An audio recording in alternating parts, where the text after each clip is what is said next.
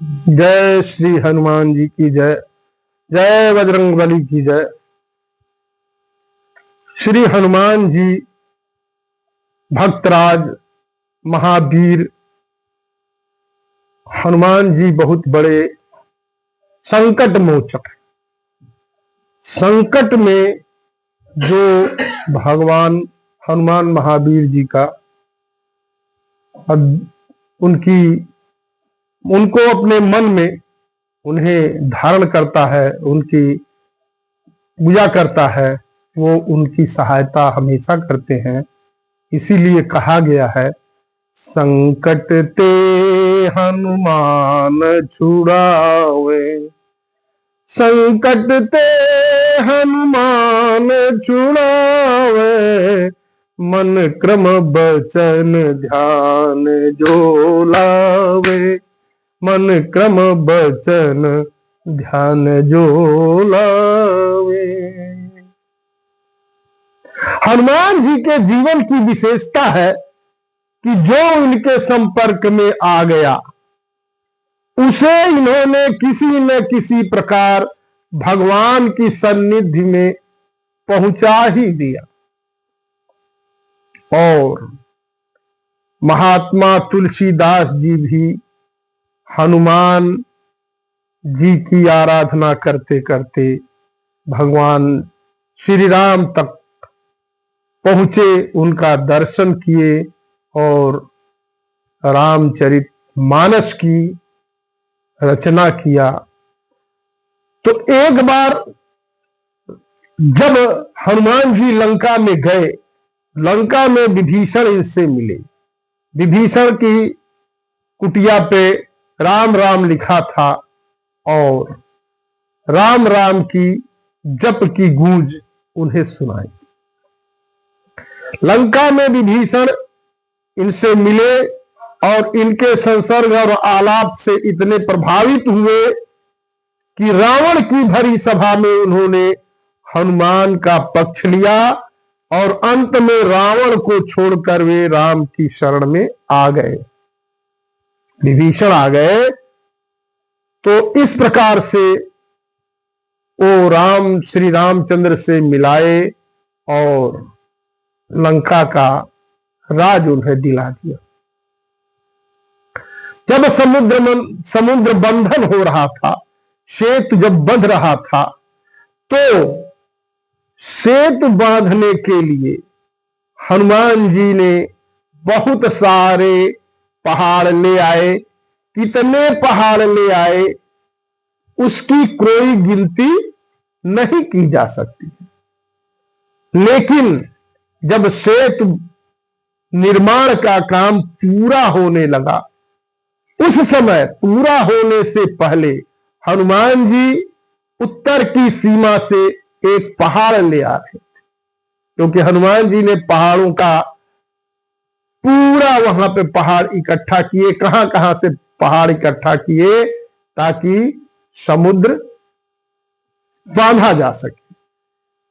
इसलिए वो जब समुद्र पूरा हो रहा था, समुद्र बंधन का कार्य पूरा हो रहा था, तो वो उस समय पहाड़ लेने उत्तर की सीमा में गए हुए थे। इंद्रप्रस्थ से कुछ दूर चलने के बाद उन्हें मालूम हुआ कि सेतु बंधन का कार्य पूरा हो गया। और सेतु बंधन का जब कार्य पूरा हो गया है, तो उन्होंने सोचा कि अब इस पहाड़ को लेके जाकर के क्या करेंगे। जब सारा सेतु बंधन पूरा हो गया, इसलिए उन्होंने उसे वहीं पे रख दिया। जब उन्होंने वह पहाड़ वहां पर रख दिया, तो पहाड़ बहुत ही चिंतित हुआ। वो पहाड़ कोई साधारण पहाड़ नहीं था, साधारण पर्वत नहीं था। इसलिए जब हनुमान जी ने उस पहाड़ को वहां रख दिया, तो उस पहाड़ की आत्मा ने प्रकट होकर के हनुमान जी से कहा, हनुमान जी से कहा, हे महावीर भगवान भक्तराज हनुमान, मैंने ऐसा कौन सा अपराध किया है कि आपके कर कमलों का स्पर्श प्राप्त करके भी मैं भगवान की सेवा से वंचित हो रहा। यह मुझे बताइए कि मैं भगवान की सेवा से क्यों वंचित हो रहा हूं? क्योंकि हर कोई उस सेवा में अपनी भागीदारी करना चाहता था। मुझे यहां मत छोड़ो, वहां ले चलकर भगवान के चरणों में रख दो। और पृथ्वी पर, पहाड़ ने यह भी कहा, अगर पृथ्वी पर स्थान न हो तो समुद्र में डुबा दो, क्योंकि भगवान के काम, समुद्र में डूब जाने से मैं भगवान के काम आ जाऊंगा, तो जीवित रहना अच्छा, नहीं तो इस जीव से कोई लाभ नहीं, इस जीवन से कोई लाभ नहीं। ऐसा उस पर्वत ने हनुमान जी से कहा। हनुमान जी बहुत ही दुविधा में पड़ गए और बहुत सोचने लगे कि क्या किया जाए। तब हनुमान जी ने कहा, हे गिरिराज, तुम वास्तव में गिरिराज हो। तुम्हारी यह अचल निष्ठा देखकर मेरे मन में आता है कि मैं तुम्हें वहां ले चलूं और राम के काम में भागीदारी बनाऊं।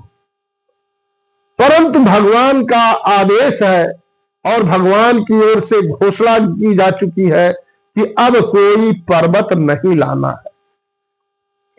इसलिए मैं विवश हूं, फिर भी मैं तुम्हारे लिए भगवान से प्रार्थना जरूर करूंगा और जैसे ही भगवान जो भी आज्ञा देंगे वैसा मैं तुमसे आकर के बता दूंगा। ऐसा कहने के बाद हनुमान जी ने उनको वहीं पे रख दिया और भगवान के पास गए। उन्होंने भगवान को, श्री राम को उसकी सच्चाई बताई और उसके निवेदन को, प्रार्थना को उसके सामने, उसके निवेदन को, उसकी प्रार्थना को श्री राम जी के पास किया, उनके सामने उस निवेदन को रख दिया। भगवान ने कहा, वह पर्वत तो मेरा परम प्रेम पात्र है, उसका जो तुमने उद्धार किया है, तो जाकर उससे कह दो कि यद्यपि वह समुद्र में उस कार्य में तो नहीं आ पाया, लेकिन उन्होंने कहा, भगवान ने कहा कि जाकर के उससे कह दो कि द्वापर में जब मैं कृष्ण रूप में अवतार लेकर उसे अपने काम में लाऊंगा और 7 दिनों तक अपनी उंगली पर रखकर ब्रजवासियों की रक्षा करूंगा, ब्रज में रहने वाले समस्त लोगों की रक्षा करूंगा और 7 दिन तक हम उसे अपनी उंगली पर उठाए रखेंगे।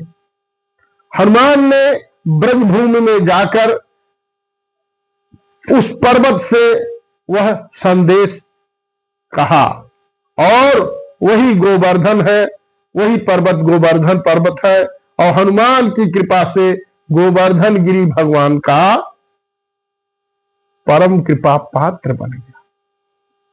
हनुमान जी की ही कृपा से वह गोवर्धन गिरी हुए और भगवान का परम कृपा पात्र बन गया, भगवान की नित्य लीला का परिकर हो गया। इस तरह से हनुमान जी ने गिरिराज पर्वत का वहां पे मान सम्मान बढ़वाया। बोलिए भक्तराज हनुमान की जय।